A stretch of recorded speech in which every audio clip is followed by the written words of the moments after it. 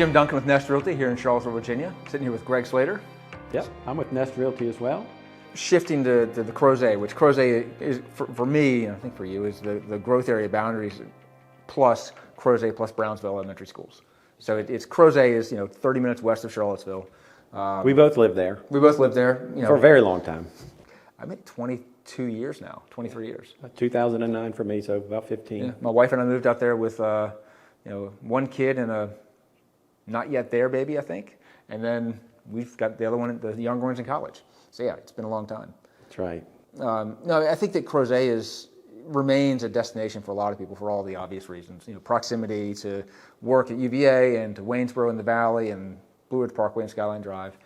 It makes a lot of sense for a lot of people. It's a great place to live and we love it. I always tell people when I start helping them on the buyer side is if we're going to introduce Crozet into this conversation, it's going to seem like I'm trying to sell it to you, but I'm not. It's just what emanates from me because I love it so much. But that's the disclaimer you get. Yeah. So, one thing that's interesting, we talk about the sales and the inventory numbers, even for the greater Charlottesville area. Sales actually increased year over year in Crozet. Really?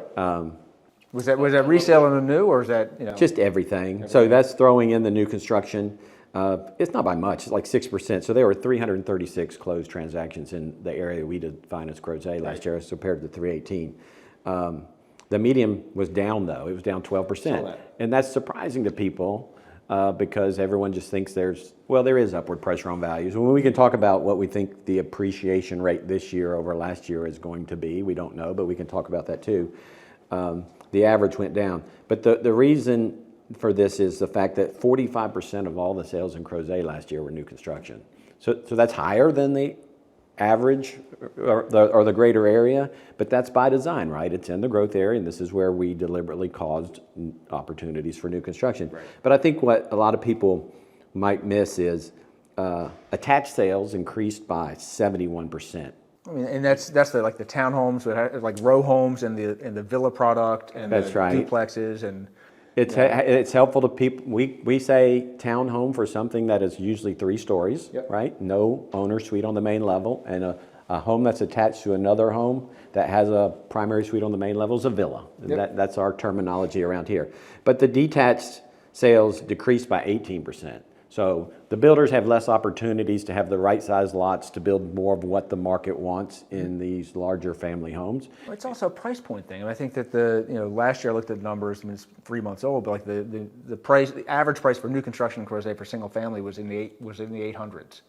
And so I think there are more buyers in the sub 8 for the attached product than there are going to be in that that upper level. Yeah, so one last stat in that regard. So in 2022, attached sales in Crozet were 27% of all sales, right? A little over a quarter. They were 43% of all sales last year. So and if you drive through any new home community now, there are very few of them, they will all be single family detached. There's usually some level of balance, and in most cases, it could be more attached homes, more townhomes, because they can fit more of them on the property, and they can hit those price points we need. Unfortunately, we talk about homes, your first homes and things like that, but when new construction, we're in the 400s and up, mostly 500 now as an average price for these townhomes that we consider starter homes, yes. Which is breathtaking. When I look at my first, I was telling my older daughter the other day, my first home was, my wife and I bought it 25 years ago. It was like 75. Mine was 67 at Lake Monticello. And I saw one in that neighborhood just sold for 300. Which, is again mind-blowing.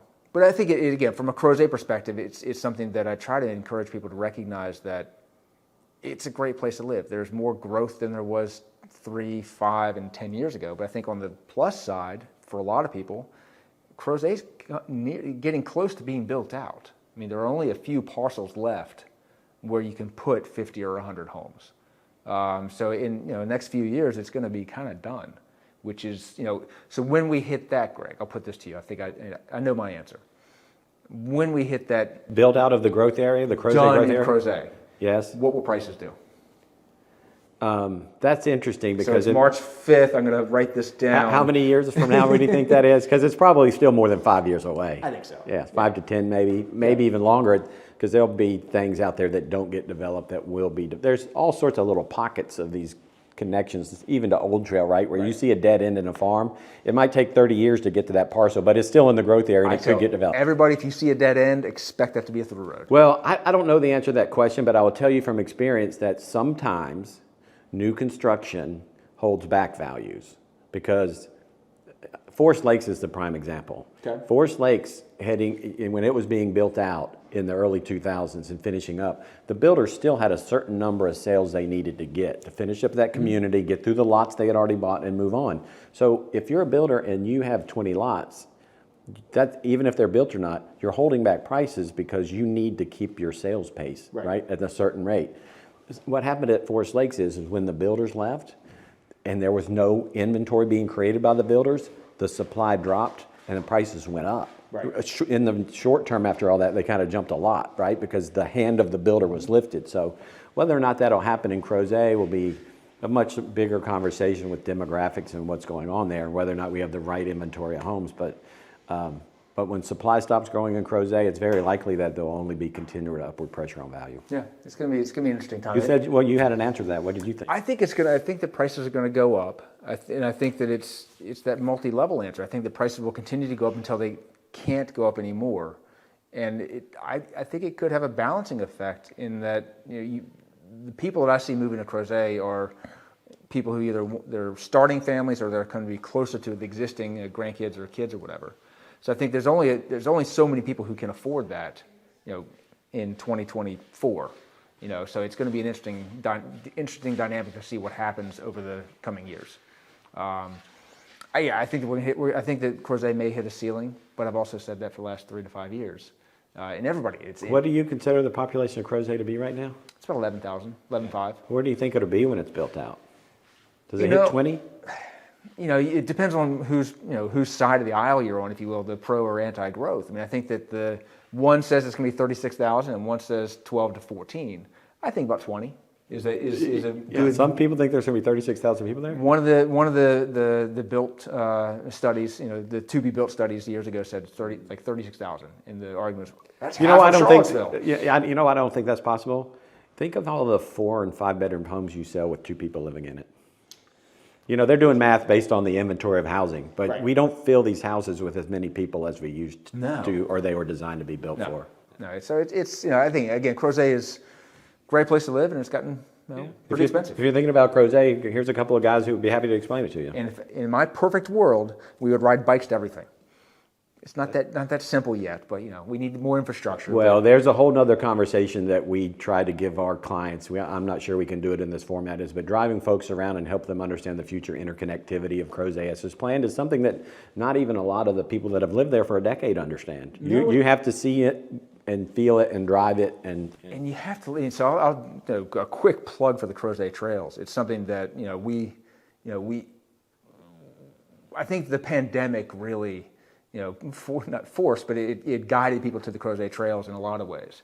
And for those who live in Crozet, who take advantage of the trails, they're one of the single greatest assets of Crozet.